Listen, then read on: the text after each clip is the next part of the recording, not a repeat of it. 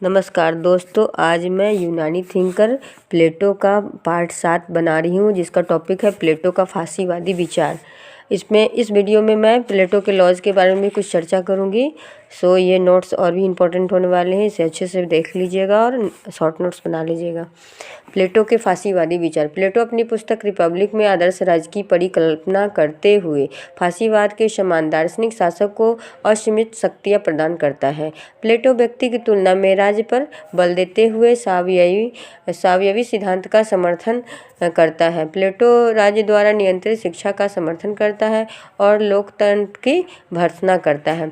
फांसीवाद और प्लेटो के विचारों में समानताएं।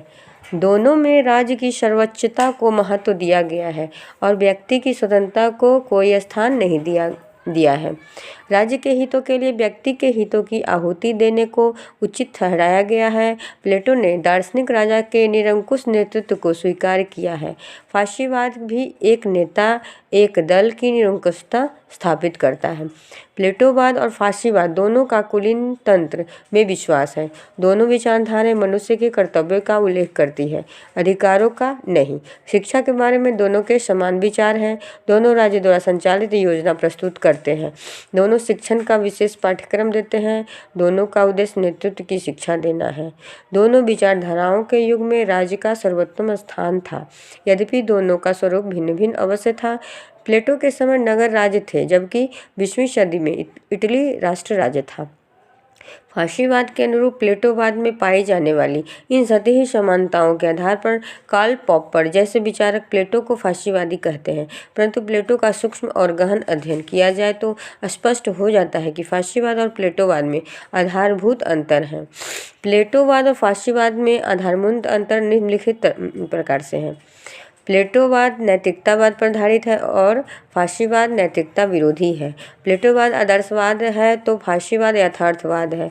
प्लेटोवाद संयम पर आधारित है तो फांसीवाद दमन पर आधारित है। प्लेटोवाद साम्यवादी है तो फांसीवाद साम्यवाद के विरोधी है।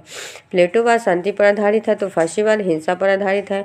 प्लेटोवाद आत्मनिर्भर नगर राज्य का समर्थन करता है तो फांसीवाद साम्राज्यवाद का समर्थन करता है। प्लेटोवाद का मूल उद्देश्य न्याय की स्थापना करना है, जबकि फांसीवाद का उद्देश्य स्वार्थ हितों की पूर्ति करना है।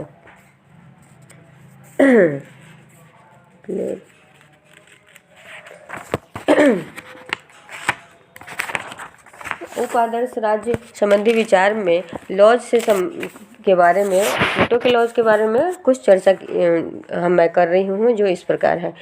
लॉज प्लेटो का अंतिम ग्रंथ है, जिसका प्रकाशन उनकी मृत्यु के 1 वर्ष बाद 347 ईस्वी पूर्व में हुआ। आकार की दृष्टि से यह प्लेटो का सबसे बड़ा ग्रंथ है।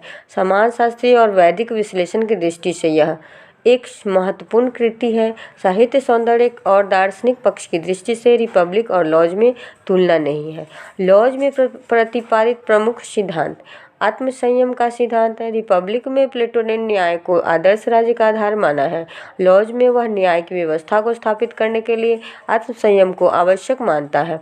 उनका मानना है कि यदि व्यवस्थापक ऐसे कानूनों का निर्माण करे जिससे लोग आत्मसंयमी बने तो इससे 3 आदर्शों की प्राप्ति होती है: स्वतंत्रता, एकता और सूझबूझ। आत्मसंयम ही राज्य को पूर्ण और दोषहीन बना सकता है। आत्मसंयम के कार्यों से निरपेक्ष विकेंद्रीकरण की कल्पना नहीं की जा सकती। कानून विषयक सिद्धांत।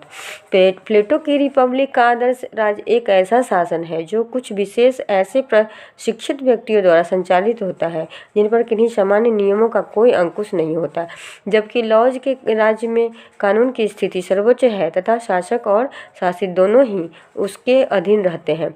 सेवाइन के अनुसार कानून के बिना आदमी की स्थिति बर्बर पशुओं की तरह हो जाती है, लेकिन यदि योग्य शासक हो तो कानूनों की जरूरत नहीं पड़ेगी, क्योंकि कोई भी कानून या अध्यादेश मन से बढ़कर नहीं है। इसलिए प्लेटो का अंत तक यह विश्वास बना रहा है कि वास्तविक आदर्श राज्य में विशुद्ध विवेक का शासन चलना चाहिए। कानून द्वारा शासित राज्य मानव प्रकृति की दुर्बलता के प्रति एक रियायत थी। प्लेटो उसे अपने आदर्श राज्य के समान स्वीकार करने को तैयार नहीं था, लेकिन यदि दार्शनिक शासकों का निर्माण करने के लिए आवश्यक ज्ञान उपलब्ध नहीं होता तो कानून पर आधारित शासन में विश्वास विश्वास करना कठिन है। इसलिए इतिहास की शिक्षाएं हैं। प्लेटो ने इतिहास का उदाहरण देते हुए बताया है कि राज्यों के आत्मसंयमी न रहने और सत्ता के एक व्यक्ति के साथ हाथ में केंद्रित हो जाने के आत्म ही अगर गोज एवं फैनीना जैसे राज्यों का पतन हो गया। एथेंस के लोकतंत्र में भी आत्मसंयम के अभाव के कारण ही उनका पतन हुआ। इसलिए वह एक निश्चित शासन प्रणाली का समर्थन करता है जिससे राज्य की सत्ता और जनता की सहमति को स्वीकारा जाए। मिश्रित राज्य इस सिद्धांत का उद्देश्य है कि शक्तियों के संतुलन द्वारा राज्य सत्ता प्राप्त करना। इस सिद्धांत के अनुसार ऊपर आदर्श राज्य के निर्माण के लिए राजा और प्रजा, धनी और निर्धन, बुद्धिमान और शक्तिशाली सभी व्यक्तियों और सभी वर्गों का सहयोग आवश्यक है। लॉज में वर्णित प्लेटो का उप आदर्श राज्य राजतंत्रात्मक, कुलीन तंत्रात्मक और जनतंत्रात्मक है। डिवाइन के शब्दों में लॉज में प्लेटो का मिश्रित राज्य राजतंत्रात्मक शासन की बुद्धि और लोकतंत्रात्मक शासन की स्वतंत्रता का समन्वय है। राज्य का भूभाग और जनसंख्या।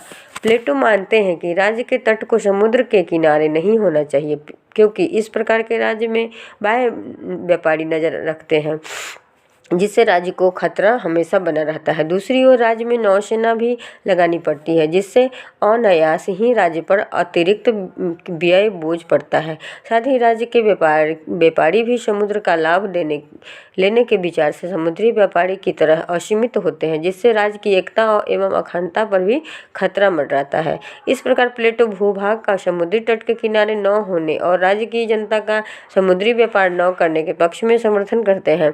उन्हें सिर्फ अरस्ती समुद्री व्यापार का समर्थन करते हैं। प्लेटो के दर्शन में पाइथागोरस का बहुत ही ज़्यादा प्रभाव रहा। उसने गणित को उसके गुणनफल को इतना महत्व दिया जिसमें राज्य की जनसंख्या 50-140 बताई है, जिसमें 1 गुने 2, 2 गुने 3, 3 गुने 4, 4 गुने 5, 5 गुने 6 या 6 गुने 7 बराबर 5040 है। तो 7 गुने 8, 8 गुने 9, 9 गुने 10 बराबर 5040 के गुणनफल को ध्यान में रखकर कहा है कि इससे राज्य की जनसंख्या को टुकड़ों में बांटा जा सकता है जिसमें ये युद्ध और शांति में उपयोगी होगी। प्लेटो पर इसी गणित के प्रभाव ने वर्ष 12 महीनों में काम करने के लिए राज्य परिषद की 12 समितियां बनाई और राज्य की जनसंख्या को 12 जातियों में विभाजित किया। राजनीतिक संस्थाएं। प्लेटो अपने आदर्श राज्य में संपत्ति के साम्यवाद को बताकर कहते हैं कि मित्रों का सब वस्तुओं पर समान अधिकार होता है। भू संपत्ति, स्त्रियां एवं बच्चे सबके समझे जाते हैं तथा व्यक्तिक संपत्ति बिल्कुल न होने के कारण मेरे तेरे का भाव मिटाकर संपूर्ण राज्य तन मन से एकता का अनुभव करता है। इस कथन में सुधार करते हुए प्लेटो लॉज में वर्णित ऊपर आदर्श में संपत्ति का जिक्र करते हुए कहते हैं कि प्रत्येक व्यक्ति के पास निजी संपत्ति होगी पर वह भूमि और मकान के रूप में न होगी, न कि व्यापार वाणिज्य आदि के रूप में। प्लेटो भूमि का वितरण भी समान कर देखते हैं और यह भी निश्चित करते हैं कि भूमि का उत्पादन एक जगह एकत्रित किया जाएगा जिसका सार्वजनिक भोजन के रूप में उपयोग होगा। इस प्रकार प्लेटो ने भूमिगत संपत्ति का सामान्यीकरण कर दिया है। प्लेटो ने संपत्ति के उपरांत श्रम विभाजन पर अपने विचार उप आदर्श राज्य के लिए व्यक्त किए हैं। प्लेटो ने कार्यों का वर्गीकरण 3 भागों में कुछ इस प्रकार किया है। विदेशियों अथवा फ्रीमैन के लिए व्यापार एवं उद्योग, दासों अथवा गुलामों के लिए खेती या नागरिकों के लिए शासन प्रबंध अथवा राजनीतिक कार्य। प्लेटो राज्य में सरकार के संचालन के लिए सरकार को सर्वोच्चता न देकर कानून को देता है, अर्थात सभी राजनीतिक संस्थाएं कानून के अधीन है। प्लेटो ने राज्य के शासन के लिए कुछ व्यवस्थाओं पर विचार दिया है।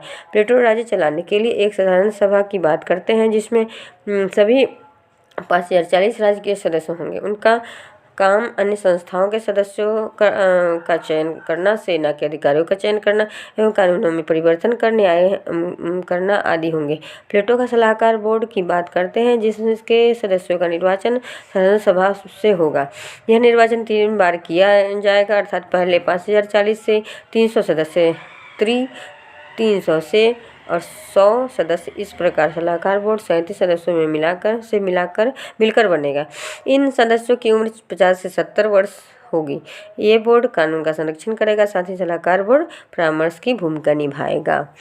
ये रहा प्लेटो से संबंधित सारे टॉपिक मैं आज कंप्लीट कर चुकी हूँ। जो नेट जेआरएफ में एक भी ऐसा कोई टॉपिक नहीं छूटा है जो प्लेटो से रिलेटेड ना हो। आप लोग मेरा सारा वीडियो देख लीजिएगा तो आप प्लेटो का सारा टॉपिक कंप्लीट हो जाएगा। आगे मैं दूसरा टॉपिक अरस्तु सोच रही हूँ बनाना, अरस्तु पे उसका भी बनाऊंगी। जो भी टॉपिक उठाऊंगी सारा कंप्लीट करूंगी, जो भी नेट जेआरएफ में कोई भी छूटे नहीं आप लोगों से। तो आप लोग मन से देखिए और अच्छे से नोट्स बनाइए और मुझे सब्सक्राइब, लाइक और शेयर ज़रूर कीजिएगा मेरे वीडियो को। धन्यवाद।